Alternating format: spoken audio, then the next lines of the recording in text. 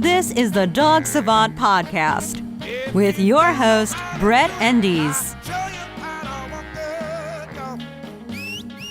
Hey everyone, this is the Dog Savant Podcast. I'm Brett Endies, I'm your host. Today we're on episode 5 and we're going to talk about leash laws, off-leash dogs, how to deal with an off-leash dog if you're walking your dog on leash, and maybe a little bit of a rant on that subject matter as well.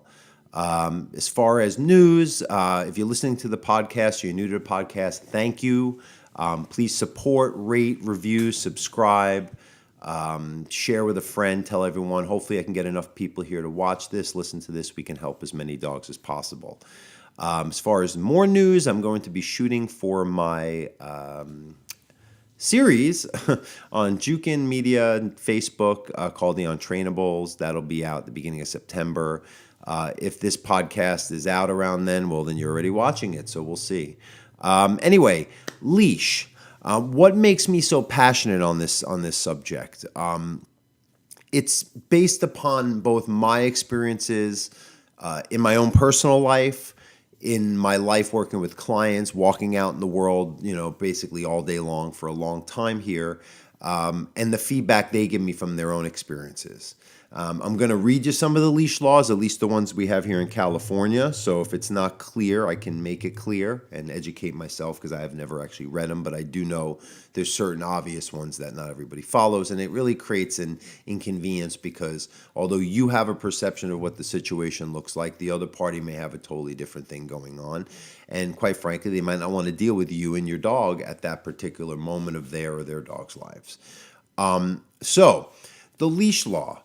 More or less, and I'm going to read the specifics here, you have to have a leash if you're in public. It doesn't matter how well trained your dog is. And yes, there is definitions for sometimes a leash would mean a verbal command, which I never see that demonstrated. It's basically your dog runs up to someone else's dog or themselves or their kids, not knowing the situation, assuming that everything's fine because you said, they're friendly, he or she's friendly, and that means that now we have to deal with your dog rushing up to our dog who's usually on leash. In the case of my clients, can be struggling with a reactivity issue, and they just want to get out there and go on a nice walk and do some training to expose their dog, but they're not quite ready, and most dogs aren't ready to have a dog accost them and just come rushing up in that mismatched situation. It's also not respectful to an owner. It's like somebody running up to you and trying to sell you something when you're trying to go on a nice stroll and enjoy your day after working, or you might be having something on your mind or a family issue, and you just want to have a little peace and have someone maybe say, excuse me first, or ask before they engage you, not just get in your face. And that's kind of the similarity because your dog is an extension of you. How you project it onto other people, how it acts around you is an extension of yourself and your personality traits or your consideration for others. I'll give an example that I went through a couple weeks ago, and I've gone through this so many times with my own dogs. I have Boo, and a lot of you see my video. Bowie is my Rottweiler. He's very well socialized. He's good with other dogs. He's off-leash trained, and I go to a hiking trail area near my house where it is open. The time of day I go, there's no one there. I could easily have him off-leash, and I don't because that's the law. It's clearly posted everywhere. Dogs have to be on a leash. Pick up after your dog, which is a whole nother subject for a podcast, but people don't do that either. But I'll tell you, it's happened enough, and recently it was, and this is what really where I get irked about it is the response the other party gives when right off the bat they did something inconsiderate and wrong, and instead of remedying it, you don't have to be profusely apologetic, but they should recognize their actions and, again, remedy it. They get defensive. So me and Bowie were walking, we were just relaxing. And I deal with a lot of dogs. I'm walking all the time. I want to enjoy my time with my dog on our hike. Wasn't bothering anyone. And this dog comes running up to us, and I'm like, luckily I have a pretty good way of deflecting the dog. I get a little Caesar Milan on them and just kind of like assert, and the dog tends to back off in most cases, so it doesn't engage. And, or I'll grab a dog, or, worst case scenario, I'm going to put my foot out. I want the dog to know you're not going to do this and break the boundary here that you may be doing with other people. If your owner's not handling it, I will. And it's always going to be followed by or preceded by, it's friendly, always that, or it's okay, or is he friendly? It's like, well, it's too late now. And even if my dog is friendly, which he is, and he does sometimes like to play, ask me first. Take a wait and see approach. Don't just jump right in and assume that, what if my dad just died and I was just trying to walk to deal with this to clear my mind, and this is what I need to engage, this stress, my dog not liking this mismatched situation. So again, I think it's more not a dog issue. These dogs are innocent. They're just doing what they do. It's just people's inability to see a situation out of themselves. That's what a lot of people struggle with in the world, but they do it through their dogs, and that's where I can speak out. And I was like, hey, this is an on-leash dog park, and your dog should be not a dog park, it's on-leash park. Your dog should be on the leash. Your dog shouldn't run up to me like this. And, you say it like that, or you say, hey, can you please put your dog on a leash? We're in training or just something. Most of the time, it's not met with an, oh, I'm sorry. It's met with a like, well, you shouldn't be bringing that dog here. It's like, excuse me, I'm following the law. My dog could be reactive or anything, but I have a choice to bring it into the space of another dog, but I'm not doing that because I have a right to keeping my dog under physical control. But when your dog comes into my dog space, that choice is gone. And then your dog, you're taking a risk with your own dog because you don't know if my dog's friendly or not, right? But they're always defensive. They huff and puff away. I've been called an asshole. I've had clients called asshole. People get aggressive to them physically because they got called out for their it's all narcissism, right? It's all just narcissism. It all comes down to narcissism. All roads lead to narcissism, like Dr. Drew and Adam Carolla say. So what we have to do is be advocates for our dogs, be aware of what I'm not going to get to on that because what I did was I just kept moving and I kind of just kept moving. I'll be with clients sometimes where now we're in a real tumultuous situation. There's their stupid reactive dog and even retractable leashes. To me, that's no different. If your dog comes rushing up to someone in a retractable leash and their dumb harness, you're to me the same thing because you did not ask before you breach my dog's space or rushed up on a short leash, right? Same thing, but worse off leash because now the situation is no control. So I've had cases with clients where we're at the park or in the neighborhood, dog comes running up, and these are people like walking in like city neighborhoods with a dog off leash, and your dog doesn't have an issue or, inhibition to just take off when it sees something. What if a car was coming and it ran in the street?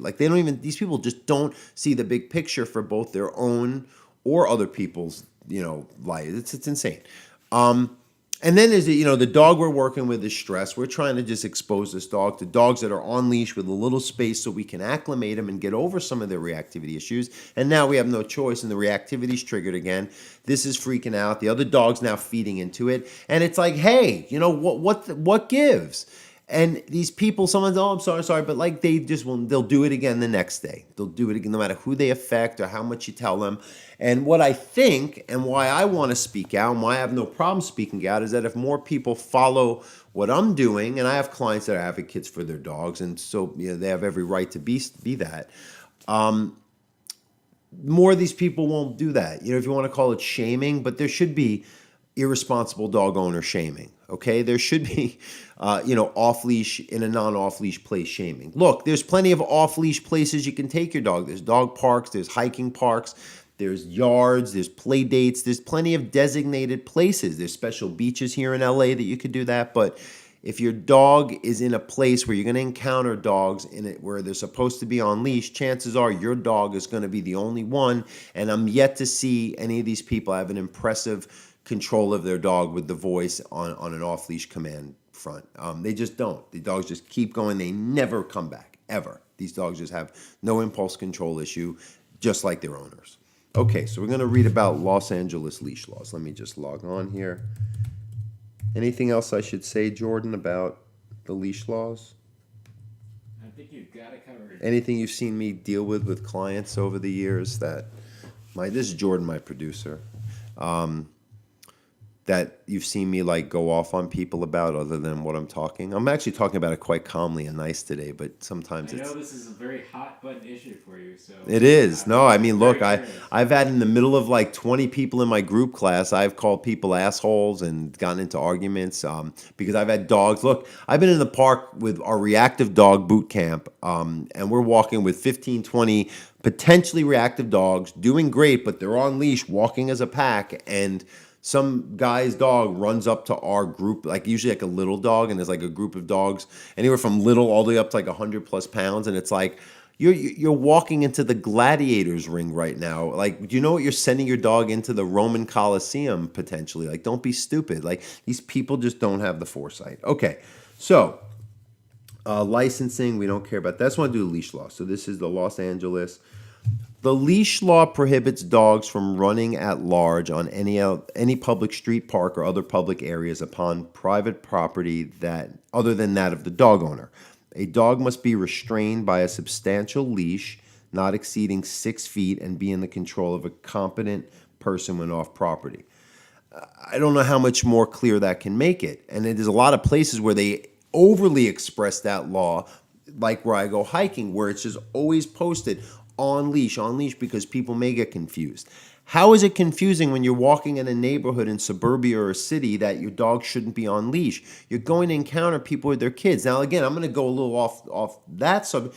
I've been attacked by dog. I've been mauled. Even when I meet a new client, I make sure, unless it's like a little puppy or you can tell the dog is so mellow, please have your dog on a leash or have him a little bit away from me at first, just so we can get to see what's going on. Because I've actually been attacked by dogs, and I've learned dogs may act differently with one person and another, and I don't know if your dog's going to be friendly to me. I'm a dog trainer. I smell like dogs all the time. I give off a different vibe when I see a dog, and they sense that.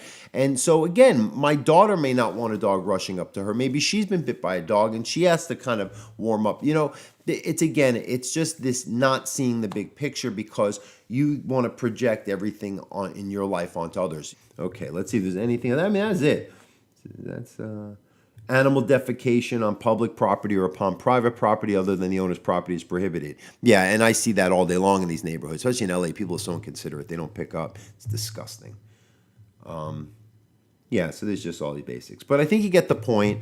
I think the takeaway for this is to realize that don't be afraid. You're not a bad person. You're not a mean anti-dog person. Because I've had people even tell me if they're dog, oh, you just don't like dogs. I'm like, no, I love dogs. That's why I'm telling you what needs to happen. It's unreal because these people won't own up to it. But if more people keep pushing and pushing, even if it's shaming them, I don't give a shit. Again, bad dog owner shaming is a good thing. It makes the dogs happier and makes people more responsible so they don't affect others with their own dog things or their dog's issues or their own weird thing that they're going to act out through their pets, which is insanity to me. So speak up for your dog. Tell people put your dog on a leash. Ask nicely, but if they're not so nice in return, stick up for yourself. Stick up for your dog. Let it be known that this is not tolerated because there are laws, and dogs need to feel secure, and owners don't need to feel anxious when they're just trying to enjoy their time with their pet out and about. Okay. I think I said my piece. All right. So again, please rate, review, subscribe to this podcast on iTunes, YouTube, wherever it is, on social media. Send in your questions. Make a video question. Send me videos of your dog's problems. We'll do it here on the podcast. Email me. Go to my website, dogtrainingla.com. And stay tuned. We're going to have more episodes coming soon. Thank you. Have a great day.